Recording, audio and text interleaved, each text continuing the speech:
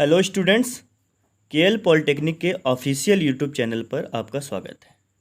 Computer science engineering के fourth semester के student जिन्हें object oriented programming using Java पढ़ना है, उनका सिलेबस ऑलरेडी पिछले वीडियो में डिस्कस किया जा चुका है।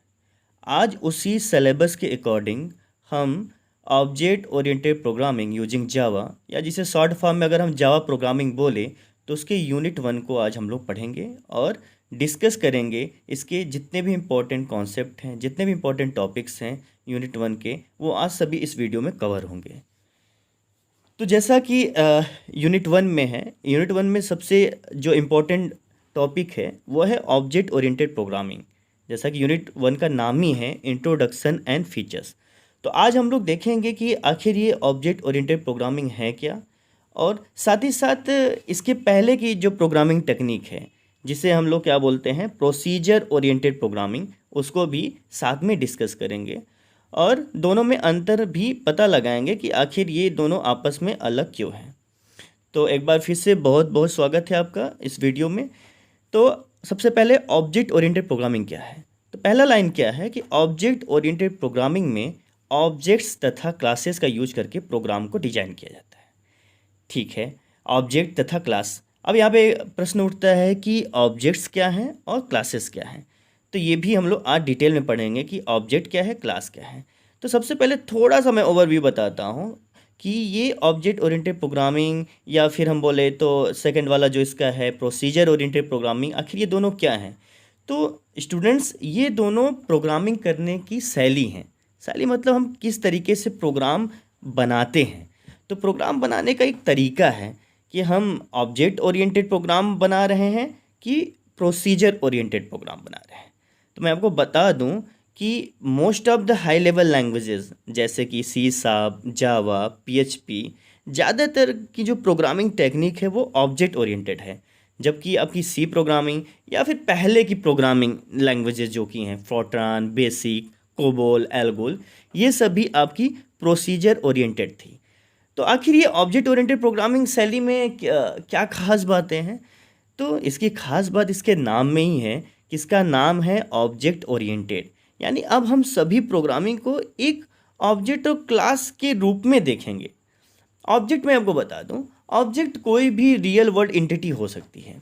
ऑब्जेक्ट बोले तो इस संसार में जितने भी आपको चीज़ें दिख रही हैं, आपके सामने पेन है, मोबाइल है, आप स्वयं जो हो, आपके बगल का आपका फ्रेंड है ना, आपके कमरे में जो भी चीज़ दिख रही है, जो फिजिकल तौर पे यहाँ पे अगर उपस्थित है, तो वो क्या है, वो एक एंटिटी है।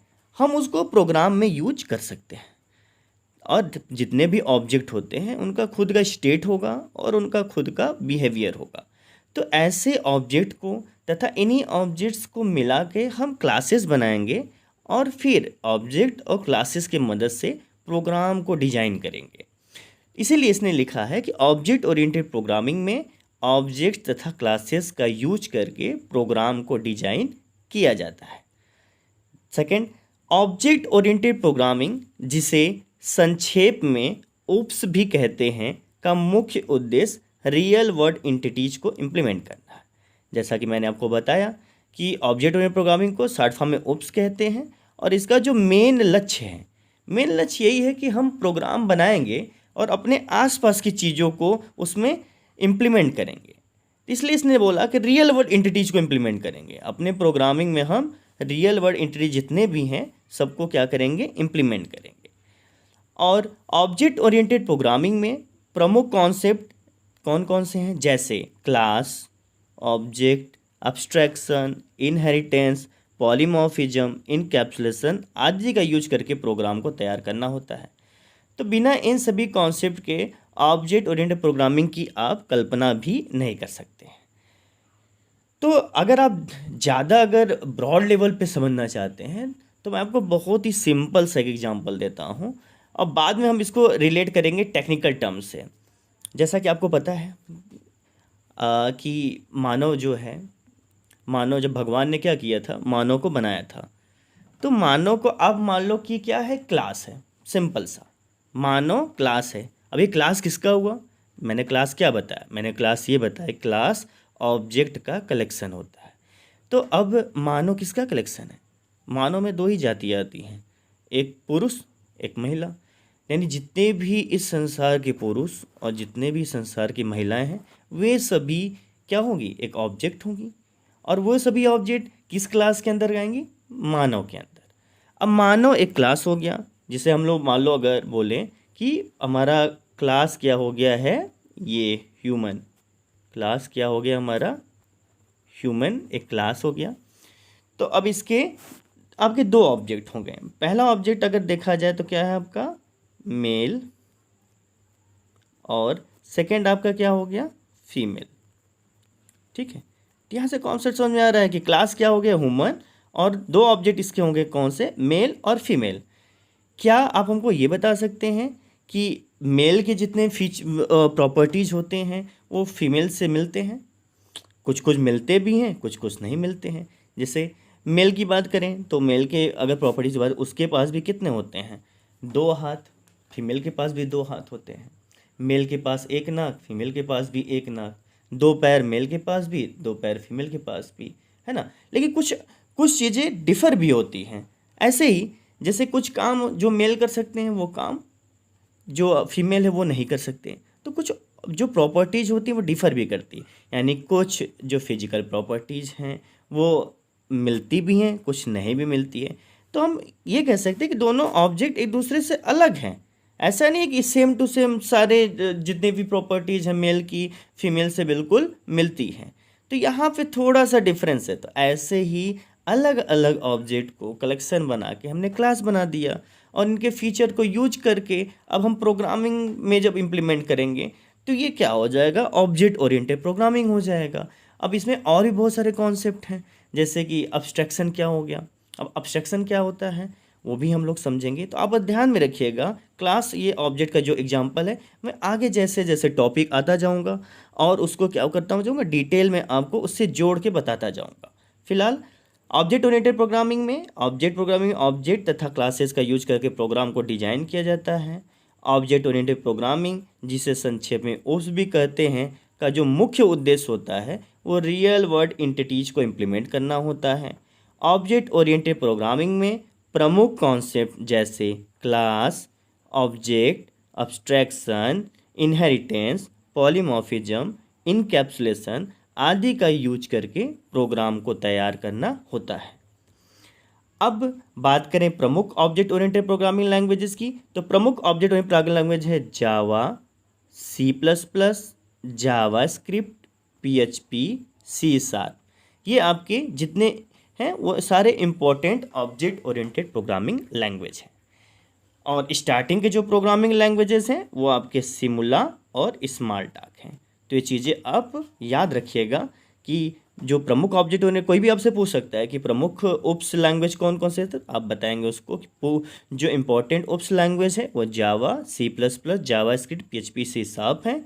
और जो जो प्रारंभ की प्रोग्रामिंग लैंग्वेजेस थी जो ऑब्जेक्ट ओरिएंटेड थी वो आपकी सिमुला और स्मार्टडाक है। तो ये थोड़ा सा ब्रीफ इंट्रोडक्शन था ऑब्जेक्ट ओरिएंटेड प्रोग्रामिंग का। अब बात करते हैं कि आखिर ये ऑब्जेक्ट ओरिएंटेड प्रोग्रामिंग लैंग्वेज आया क्यों, और इसके पहले जो प्रोग्रामिंग की टेक्निक थी जिसे हम प्रोसीजर ओरिएंटेड प्रोग्रामिंग बोलते हैं, आखिर उसमें क्या क्या खास बातें थी, बाद में हम दोनों का डिफरेंस पता करेंगे।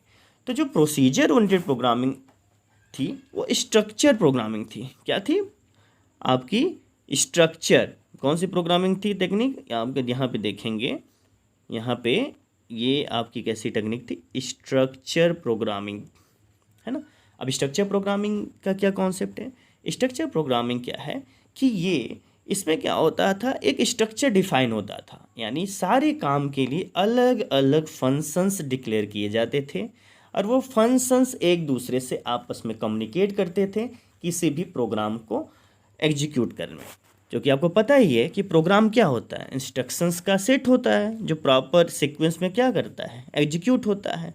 तो प्रोसीजर भी क्या होता है, एक तरीका होता है, फंक्शन होता है। प्रोसीजर को हम क्या बोल सकते हैं, फंक्शन भी। प्रोसीजर ओरिएंटेड प्रोग्रामिंग में प्रोसीजर्स को कॉल किया जाता है, ठीक है।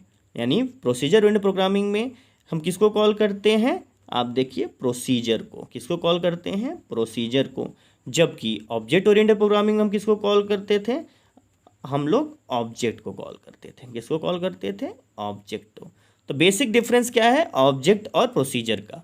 जब हम किसी प्रोग्रामिंग टेक्निक में ऑब्जेक्ट को कॉल करते हैं, या जो बेसिक फंडामेंटल यूनिट होगा उस प्रोग्रामिंग का अगर ऑब्जेक्ट होगा तो वो ऑब्जेक्ट ओरिएंटेड प्रोग्रामिंग हो गया।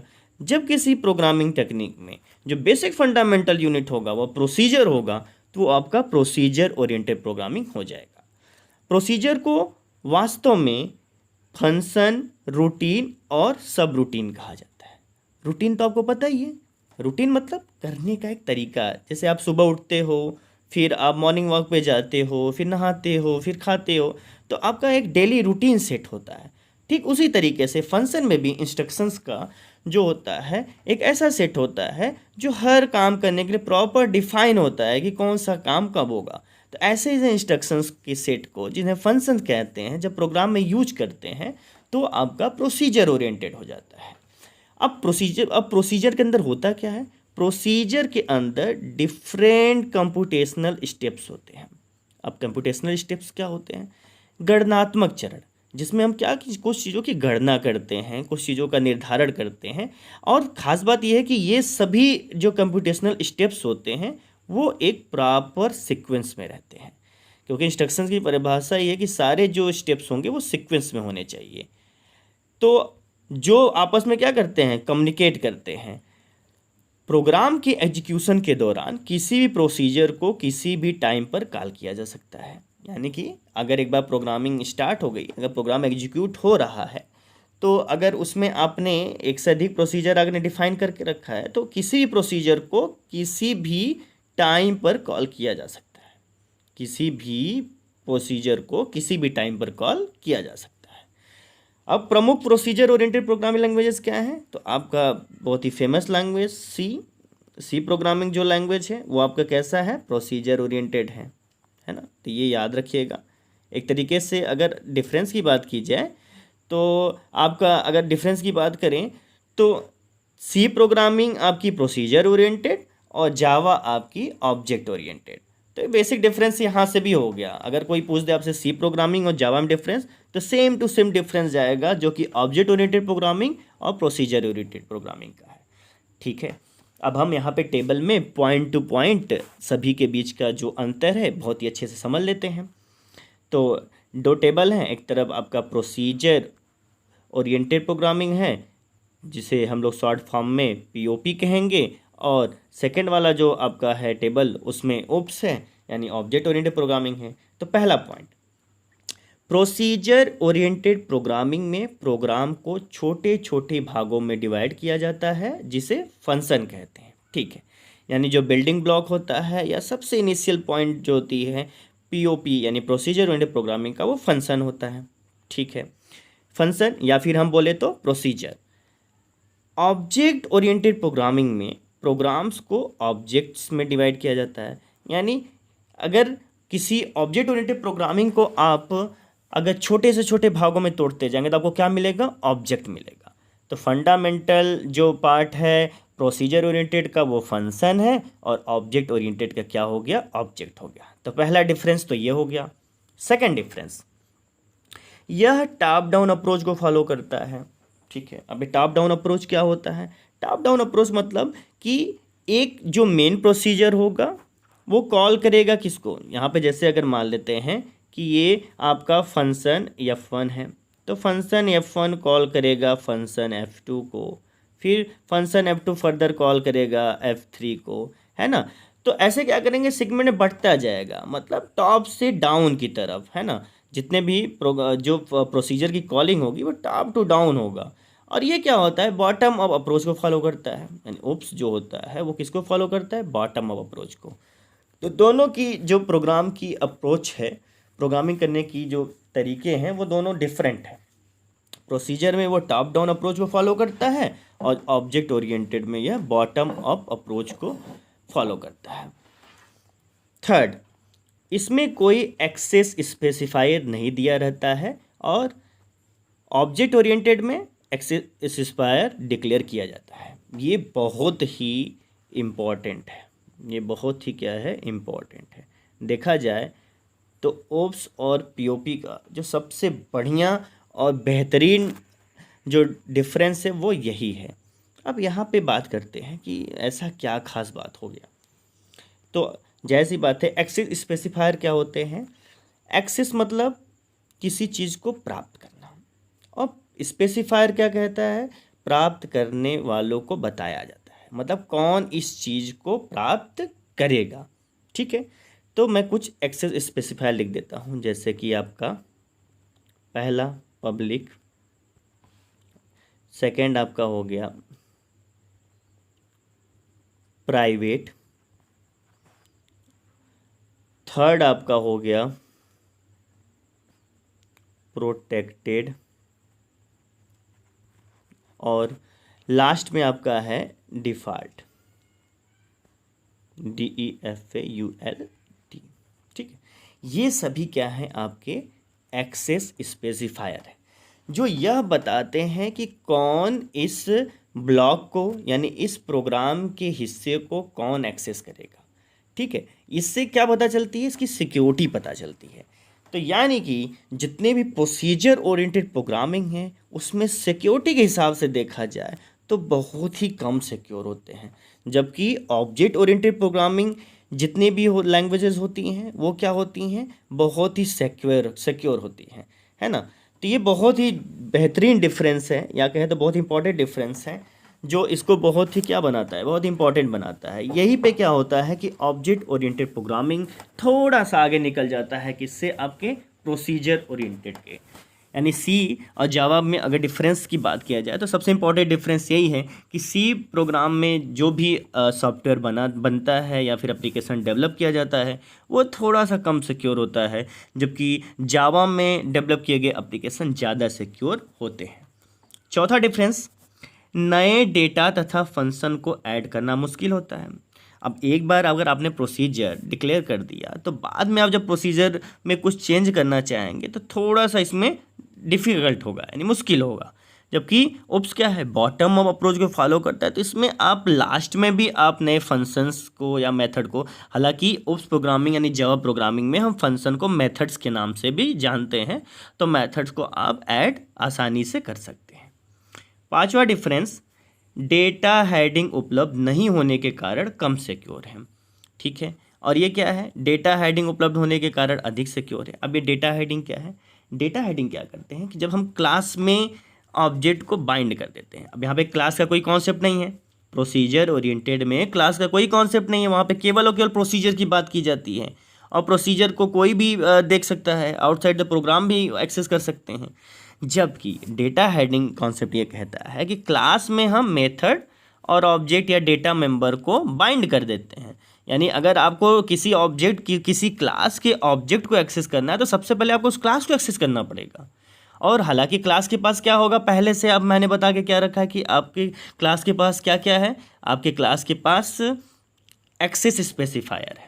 एक्सेस स्पेसिफायर है जो उसको एक्सेस करने से रोकेगा। अगर वो पब्लिक है तो कोई भी एक्सेस करेगा, अगर पब्लिक नहीं है, प्रोटेक्टेड है, तो उसमें अलग तरीके से वर्क करेगा, प्राइवेट में अलग करेगा, डिफ़ॉल्ट में अलग करेगा। वो आगे के वीडियोस में जब हम पढ़ेंगे डेटा हाइडिंग का कॉन्सेप्ट, तो वहाँ पे मैं आपको बताऊँगा कि पब्लिक का क्या यूज है, प्रोटेक्टेड का क्या यूज है, और प्राइवेट का और डिफ़ॉल्ट का क्या यूज है।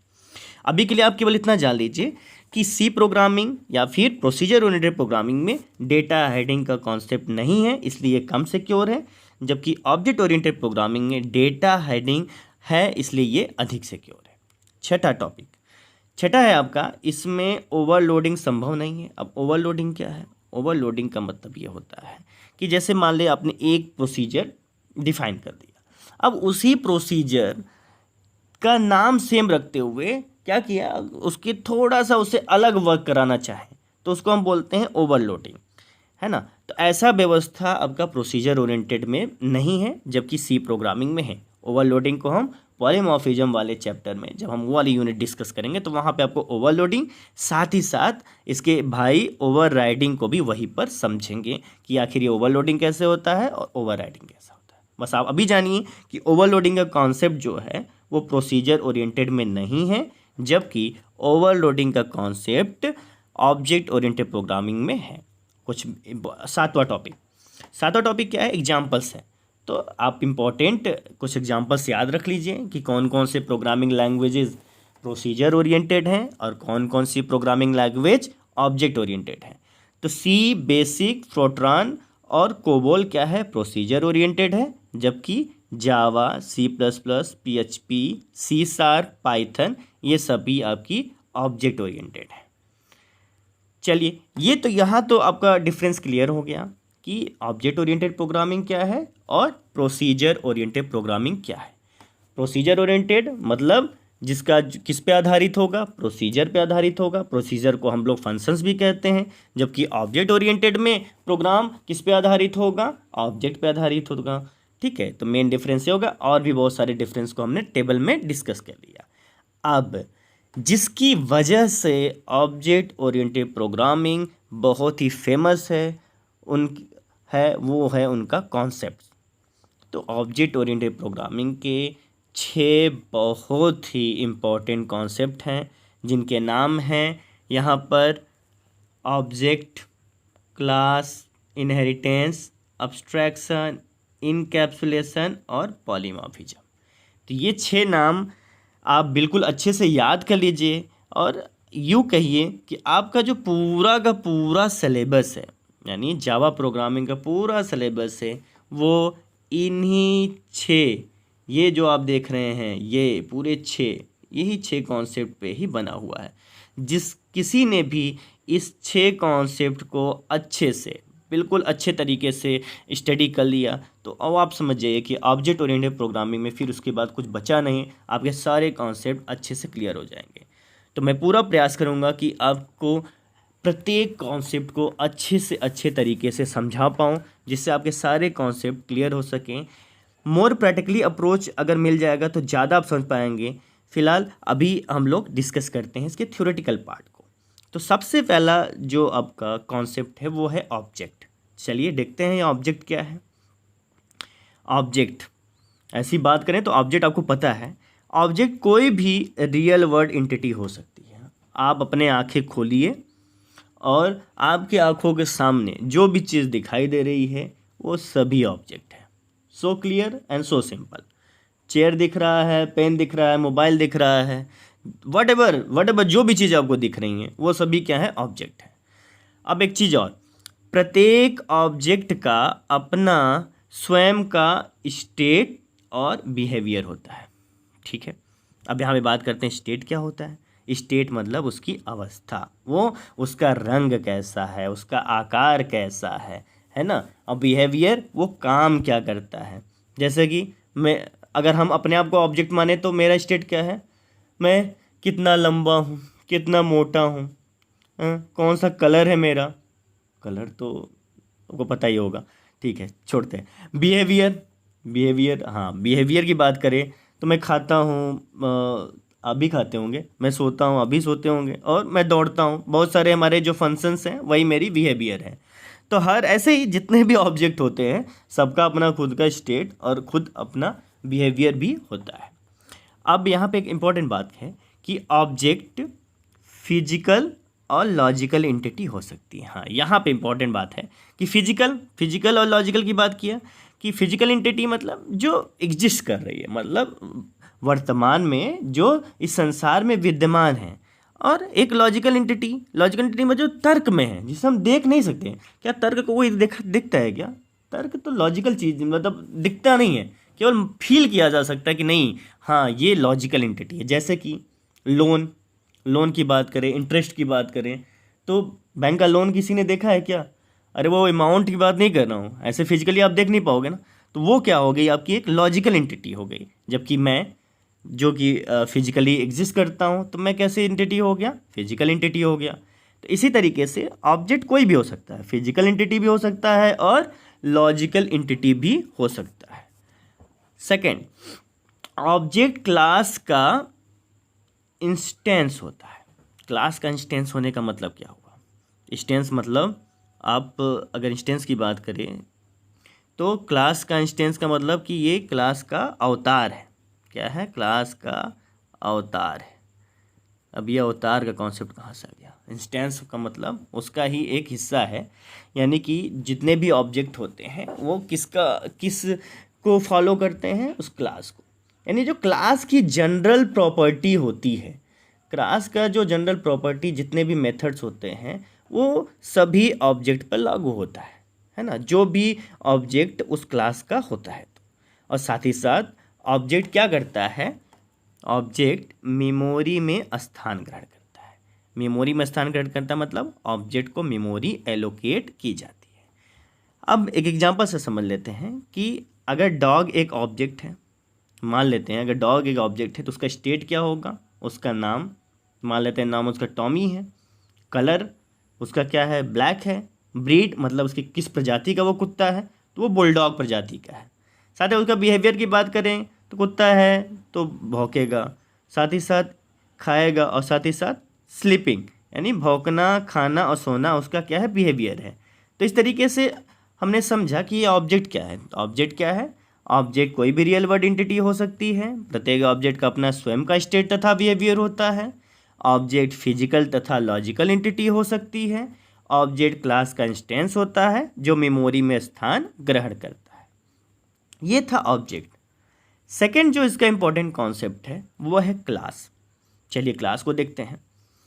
क्लास, क्लास ऑब्जेक्ट का कलेक्शन होता है। बहुत ही सही। क्लास एक लॉजिकल एंटिटी होती है। लॉजिकल एंटिटी होती है, बिल्कुल। क्लास फिजिकल एंटिटी नहीं होती है।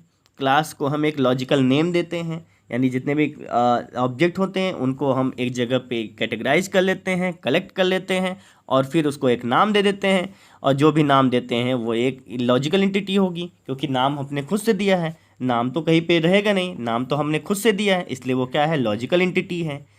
क्लास को एक ब्लूप्रिंट की तरह परिभाषित किया जा सकता है जिसकी मदद से हम सिंगल ऑब्जेक्ट को क्रिएट कर सकते हैं।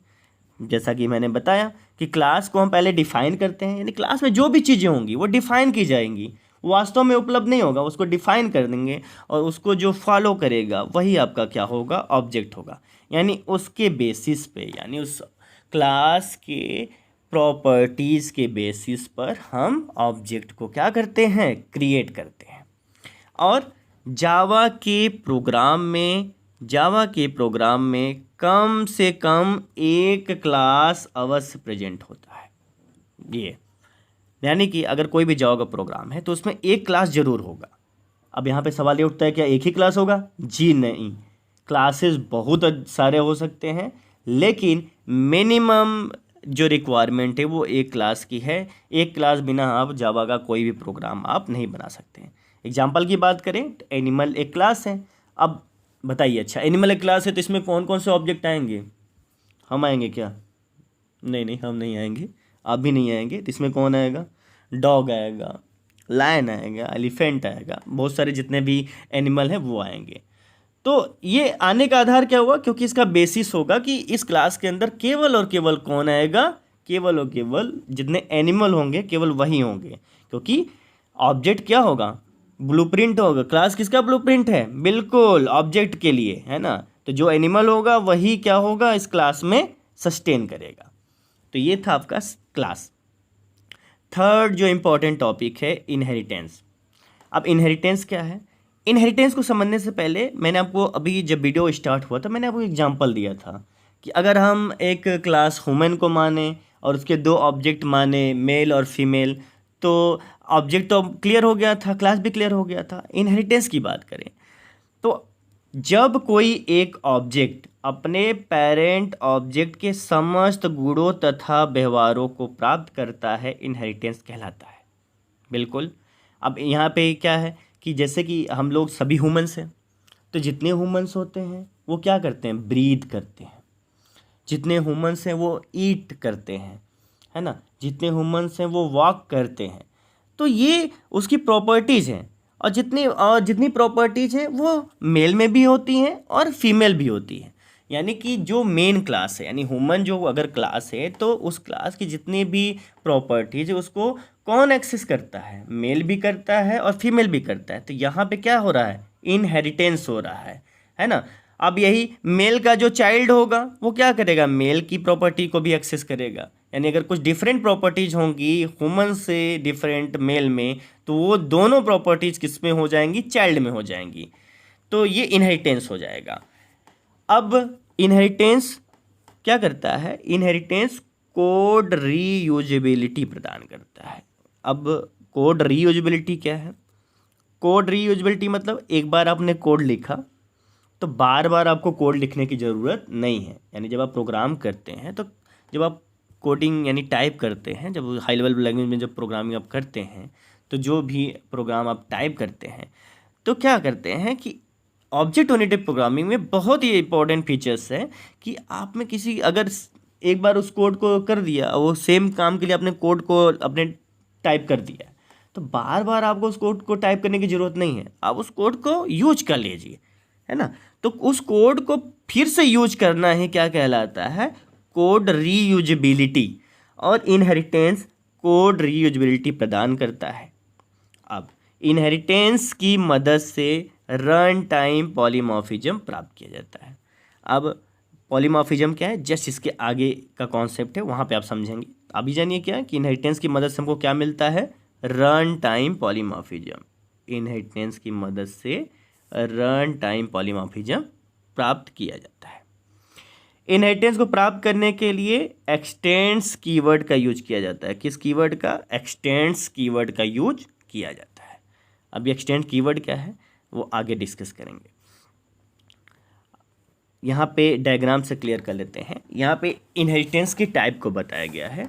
इनहेरिटेंस अभी ब्रॉड लेवल हम लोग पढ़ेंगे, इसकी प्रॉपर एक यूनिट है जहाँ पे हम लोग समझेंगे कि इनहेरिटेंस क्या है, कितने टाइप का है, और प्रोग्राम्स बनाएंगे तो ज़्यादा अच्छे से समझ में आएगा। तो इनहेरिटेंस आपके 3 प्रकार के हैं। पहला आपका सिंगल है, सेकेंड आपका मल्टी लेवल है, हायरार्किकल है। ये 3 प्रकार के इंपॉर्टेंट इसके इनहेरिटेंस के टाइप्स हैं। जैसे डायग्राम में आपको देख ले रहा होगा कि यहाँ पे आप ध्यान से देखेंगे तो यहाँ पे कोई एक क्लास है और क्लास बी के पास तीर का निशान देखिए ऊपर की तरफ गया है। जब तीर का निशान ऊपर की तरफ गया, इसका मतलब ये है कि क्लास बी क्या कर रहा है ना, क्लास ए की प्रॉपर्टी को क्या कर रहा है, यहाँ पे क्लास बी जो है क्लास ए की प्रॉपर्टी को एक्सेस कर रहा है। तो अब यहाँ पे इनहेरिटेंस समझने में जो जिसकी प्रॉपर्टी को एक्सेस करेगा, यानी क्लास बी अगर क्लास ए की प्रॉपर्टी को एक्सेस करेगा तो यहाँ पे क्लास ए क्या हो जाएगा? क्लास ए को हम लोग बोलेंगे ये है आपका पेरेंट क्लास। क्या है? Parent class. और जो क्लास प्रॉपर्टी को एक्सेस करेगा वो क्या कहलाएगा? वो कहलाएगा चाइल्ड क्लास, है ना। तो 2 टॉपिक यहाँ पे भी क्लियर हो गया कि इनहेरिटेंस में जो क्लास जिस क्लास की प्रॉपर्टी को एक्सेस करेगा वो पेरेंट क्लास कहलाएगा, और जो एक्सेस करेगा उसको हम लोग क्या बोलेंगे? Child class. पेरेंट क्लास को हम लोग सुपर क्लास भी बोलते हैं, चाइल्ड क्लास को हम लोग डिराइव्ड क्लास भी कहते हैं। इसी तरीके से आगे आप देखेंगे कि मल्टी लेवल इनहेरिटेंस है और हायरार्किकल इनहेरिटेंस है, जिसको डिटेल में आगे हम लोग समझेंगे। नेक्स्ट जो कॉन्सेप्ट है वो है अब्स्ट्रैक्शन। अब्स्ट्रैक्शन कॉन्सेप्ट की बात करें तो अब्स्ट्रैक्शन कॉन्सेप्ट ये कहता है कि इंटरनल डिटेल्स को हाइड करके केवल एसेंशियल फीचर्स को डिस्प्ले करना अब्स्ट्रैक्शन कहलाता है। ठीक है। अब यहाँ पे एसेंशियल फीचर्स को डिस्प्ले कराने वाली बात क्या है कि जैसे आप कार चलाते हैं, सिंपली अगर बात करें कार चलाने, तो आप अगर आपके सामने कोई अचानक से कोई चीज़ आ जाती है तो आप क्या करते हैं? ब्रेक दबाते हैं। क्या करते हैं? ब्रेक लगाते हैं। अच्छा, कोई हमको ये बताएगा कि ये ब्रेक वर्क कैसे करता है? आपको पता है क्या कि वो जो स्लेटर के बगल में होता है आप सीधे पैर से दबाते हैं, फिर ऐसा क्या होता है कि जाके टायर बिल्कुल थम से जाते हैं, है ना। हम उसकी परवाह नहीं करते हैं। यानी ब्रेक कैसे लगा हमको इस चीज़ से कोई मतलब ही नहीं है। हमें केवल अगर ब्रेक लगाना है तो हम ब्रेक दबाते हैं और गाड़ी अपने आप रुक जाती है। तो यही मेन कॉन्सेप्ट है अब्स्ट्रैक्शन का कि अगर मान लीजिए हमने क्लास के अंदर बहुत सारे ऑब्जेक्ट रखे हैं, बहुत सारे मेथड डिक्लेयर किए हैं, है ना, और क्लास के बाहर अगर उन मेथड की ज़रूरत नहीं है कि हम उस मेथड या ऑब्जेक्ट को किसी को शो कराएं, तो बेवजह उसको क्यों डिस्प्ले किया जाए? केवल उसी फीचर्स को हम डिस्प्ले कराएं जिसकी दूसरे क्लास को ज़रूरत है। इससे क्या होता है? डेटा हाइडिंग का कॉन्सेप्ट मिलता है, और यही से हमारी सिक्योरिटी का भी कॉन्सेप्ट आता है, जो यह बताता है कि ऑब्जेक्ट ओरिएंटेड प्रोग्रामिंग ज़्यादा सिक्योर है प्रोसीजर ओरिएंटेड प्रोग्रामिंग से। अब इस अब्स्ट्रैक्शन को प्राप्त करने के देखिए जावा में 2 तरीके हैं। एब्स्ट्रैक्शन में जावा को दो तरीके से प्राप्त किया जाता है, एक एब्स्ट्रैक्ट क्लास की मदद से और जो सेकंड इसका जो इंपॉर्टेंट कॉन्सेप्ट है वो इंटरफेस की मदद से। तो एब्स्ट्रैक्शन वाले चैप्टर में हम लोग डिस्कस करेंगे कि एब्स्ट्रैक्ट क्लास क्या है, इंटरफेस क्या है और इनकी मदद से कैसे एब्स्ट्रैक्शन को प्राप्त किया जाता है। एग्जाम्पल की बात करेंगे तो आपको फ़ोन कॉल का एग्जाम्पल आप ले सकते हैं कि फ़ोन कॉल जब हमको किसी को कॉल लगाना होता है सिंपली हम बटन प्रेस करते हैं। हम ये इस चीज़ में नहीं पढ़ते हैं कि कैसे कम्युनिकेशन इस्टेब्लिश हो रहा है, कौन सा नेटवर्क किस जोन में जा रहा है, कौन सा कैच कर रहा है। इन सब चीज़ों से हमको कोई मतलब नहीं है, यानी उसके इंटरनल प्रोसेसिंग से हमको कोई लेना देना नहीं है। केवल और केवल कॉल को हम अगर डायल करें तो कॉल कनेक्ट हो जाना चाहिए, मेन मोटिव ये रहता है। तो इसी पे ये फंक्शन वर्क करता है एब्स्ट्रैक्शन। जो नेक्स्ट आपका इंपॉर्टेंट कॉन्सेप्ट है वो है पॉलीमॉर्फिज्म। पॉलीमॉर्फिज्म क्या कहता है? पॉलीमॉर्फिज्म का मतलब होता है बहुरूपण। पॉलीमॉर्फिज्म ये कहता है कि नाम एक और रूप अनेक।